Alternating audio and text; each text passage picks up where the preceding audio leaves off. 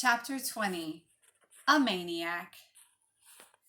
As Petra brushed her teeth that night, she went over what had happened Delia Del Hall. There had been a clear zap in her mind. It reminded her of the time she'd been plugging a frayed lamp cord into the wall and her finger had landed on bare wire. Had Mrs. Sharp let something slip? Was she hoping they'd pick up on her clues? Petra thought of what Miss Hussey had once said about criminals wanting to be discovered.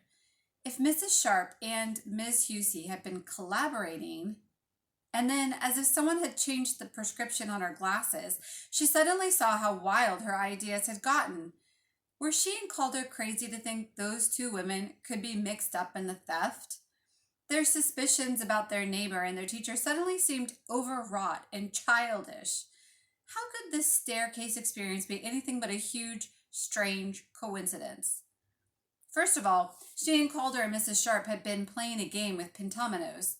Mrs. Sharp obviously had never seen a pentomino before.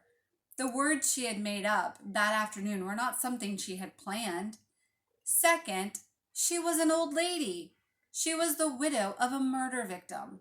She had gotten a letter from the thief.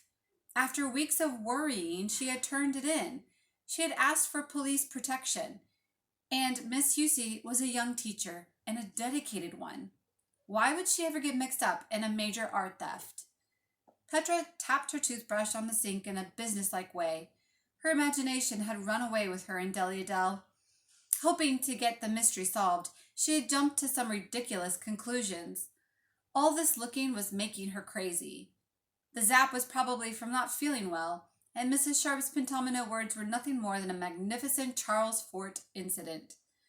The stolen painting was probably in Switzerland or Brazil or Japan. She had apologized to Calder in the morning for scaring him. In 2 days, it would be her 12th birthday. 12-year-olds were old enough to sort out what made sense and what didn't. Petra put down her toothbrush and, sitting on the edge of the bathtub, waited for the water to get hot. She suddenly thought about the lady. Am I thinking clearly? She wanted to ask her. Did I just imagine what happened today? Are you in Delia Del? She waited for a response. There wasn't one. Doubt seeped back into her mind. Since when had she been so rational? Imagining. That was what she was best at. And hadn't she and Calder agreed that they needed to rescue Miss Hussey? And how about that letter she had just found in Mrs. Sharp's bushes? She hopped into the tub and put a hot washcloth on her head. Letting her neck flop backward, she closed her eyes. Suddenly, she found herself picturing a rectangle inside a triangle. It was more a feeling than an image. She dunked her head, letting the water run into her ears. Couldn't she stop thinking? It was a sparkling, whiter-than-white winter morning, a morning of brusque sky, inky black branches, and the blinding two-dimensional look of new snow. Glancing out her window as she dressed, Petra thought that the branches could be rivers on a map or cracks on a blue plate. Maybe they were symbols in an unknown code. How do we know that trees don't talk deliberately with their branches, giving slow, intricate messages with an unnoticed vocabulary of shapes? Calder's thinking was infectious. Whistling happily, Petra flew down the stairs to breakfast. The world felt rich with possibility. Her practical reasoning last night now seemed cowardly, unimaginative. What had gotten into her? She thought of the thief's phrase, "I congratulate you all on your pursuit of the truth." It was Saturday morning, and her parents, still in pajamas, their heads almost touching, were absorbed in an article in the Chicago Tribune. They looked upset. "That guy is a maniac, a self-absorbed lunatic." Petra's father slammed his head against the table. All the cereal bowls jumped. "What's wrong?" Petra froze. "More news on the Vermeer painting. We'll all have to pray that the FBI knows what they're doing." Frank Ondely stood up as he spoke, putting a hand on his daughter's shoulder.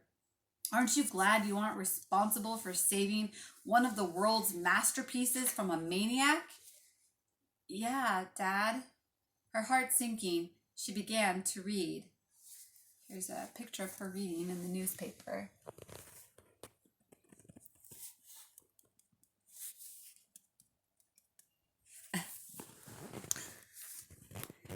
The National Gallery of Art received the following anonymous letter yesterday.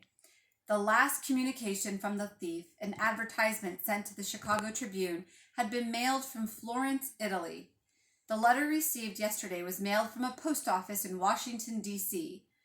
Both the FBI and the National Gallery of Art felt it was important that the public know immediately about the thief's latest intentions.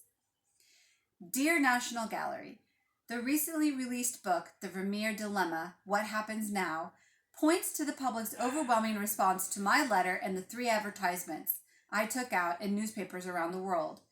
They have indeed come to agree with me. Now it is up to you and to your colleagues to agree publicly with us all.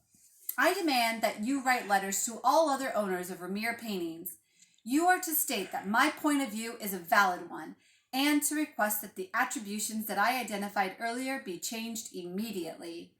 If these attributions are not changed within 1 month by January 11th, I will, against my desires, destroy a lady writing. I will consider it a sacrifice in the interest of truth, a lesson for those too rigid, too dishonest to do what is right. I am old and will not live long. I will, however, live to see this resolved on museum walls and in writing, or, to the horror of us all, in ashes. I beg of you to spare a lady writing. If you look into your hearts, I know that you will, as I predicted in November, come to agree with me. Do what is right. Petra dropped the paper and rushed out of the kitchen.